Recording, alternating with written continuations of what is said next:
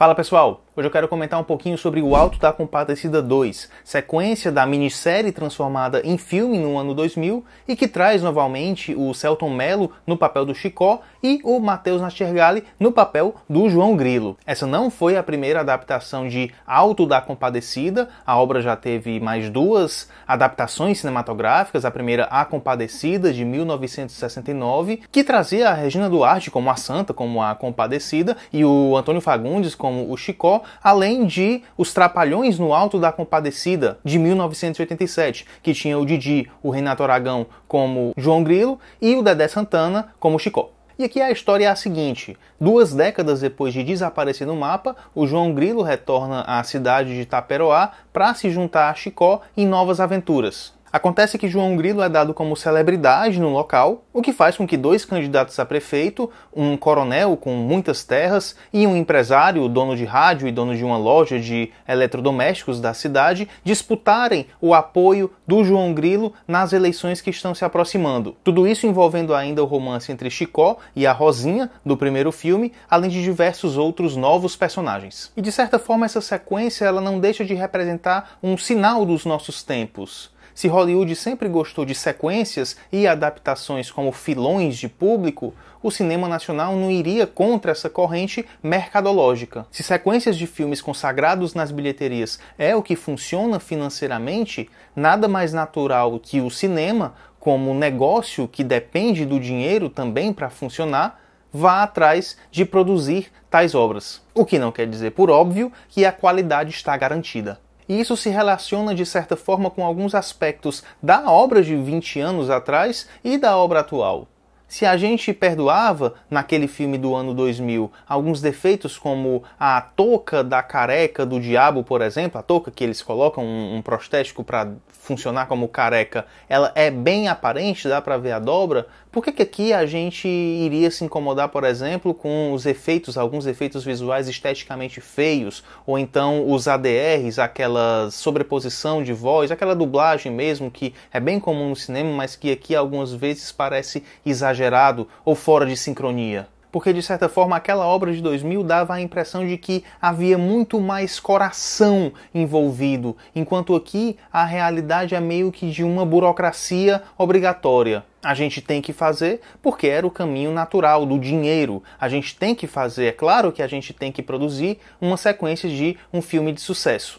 E problema nenhum em fazer algo para ganhar financeiramente. É bom que a arte tenha dinheiro, a arte precisa do dinheiro. E isso até mesmo Chicó reconhece lá no terço final do filme, quando ele tenta vender um cordel com a sequência da história do João Grilo. Então isso exime o espectador de se incomodar com algumas propagandas de cerveja, por exemplo, que aparecem lá no meio do filme e que tem gente reclamando, tem gente se incomodando. Ok, não é nada discreto, mas tampouco é distrativo, servindo muito mais como uma travessura necessária do que como algo negativo ou que tire o valor dessa sequência.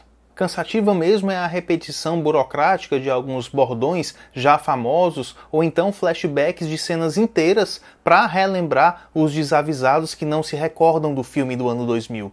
Em um filme que fala tanto sobre fé, que faz tanta questão de sublinhar a fé das pessoas, essa sequência acaba não tendo confiança, não tendo crença no espectador de que a pessoa sentada na poltrona vá captar qualquer mensagem do filme que não seja por forma diversa do que colocar na boca de determinado personagem falas do tipo: não diga isso, todas as mulheres merecem respeito, você não pode falar isso. Como eu disse, o próprio O Auto da Compadecida, do ano 2000, não é a primeira adaptação cinematográfica de Auto da Compadecida, que foi escrito para ser uma peça de teatro, que aliás foi uma peça de teatro.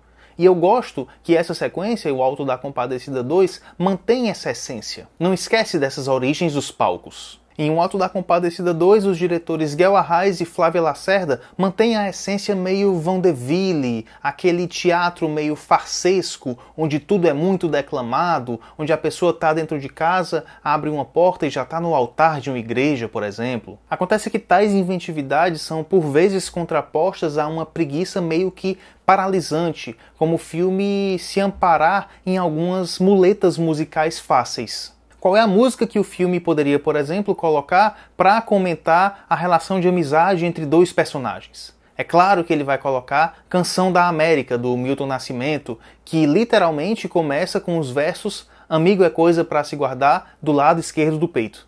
E de forma geral é bastante difícil que o simples, que as ideias mais óbvias sejam colocadas no papel e acabem funcionando.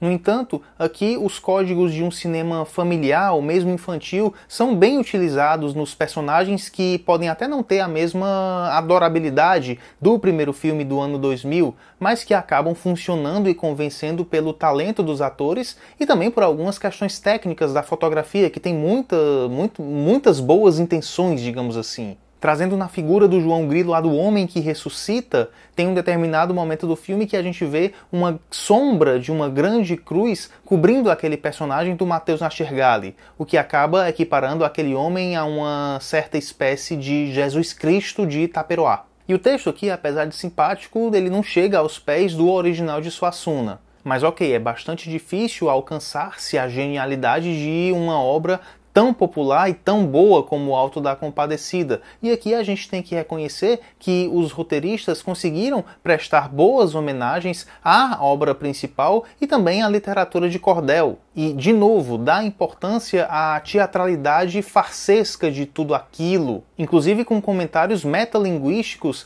na personagem da Clarabella, a filha do coronel, que romantiza o sertão como muitas obras o fazem, exaltando a vida pura do campo ou a dura realidade, achando tudo aquilo exploratoriamente lindo, a beleza pelo exotismo. Se todo o filme é retrato da sua época, o Alto da Compadecida 2 tem na personagem da Clarabella, interpretada pela Fabíola Nascimento, a maior ironia em relação aos estereótipos que já ficaram evidentes nas redes sociais nos últimos anos, por exemplo. São aqueles comentários que tratam os nordestinos como pessoas primitivas ou que falam com um sotaque extremamente cantado e que vão procurar um balde toda vez que vem uma nuvem no céu, por mais que morem no 20º andar de um prédio da capital. Com a leveza necessária de uma condescendência inteligente, a personagem da Clarabella chama outros personagens de naïve, mas ela própria acaba tendo uma inocência e falta de discernimento propositalmente caricato que o espectador perdoa e acaba gostando, entendendo tudo aquilo. O sertão tá virando de mentira talvez seja a frase mais inspirada de toda a obra, por trazer consigo esse comentário irônico de como a cultura nordestina é por vezes explorada e vendida de forma bastante romantizada. Apesar disso, infelizmente, o discurso sublinhado no filme diversas vezes sobre a fé do povo sertanejo parece nunca de fato engrenar. E onde se via mais emoção no terço da Fernanda Montenegro e ato final da obra de 2000, aqui a gente vê um certo cataclisma de rolar os olhos para cima em uma obra que operava pela comédia e decide tatear ali no finalzinho alguma certa urgência que jamais encontra. Se a mentira de Chicó se chama poesia, como é falado ali no meio do filme, a de Guel Arraes e Flávia Lacerda pode se chamar cinema, pelo bem e pelo mal, pela originalidade e pelas muletas características da pressa, pela arte e pelo mercado. Beleza, pessoal? Me diz aí nos comentários o que foi que você achou de O Alto da Compadecida 2, ou se você quer, se você vai assistir, porque a gente fica por aqui hoje. Então, até o próximo vídeo. Tchau!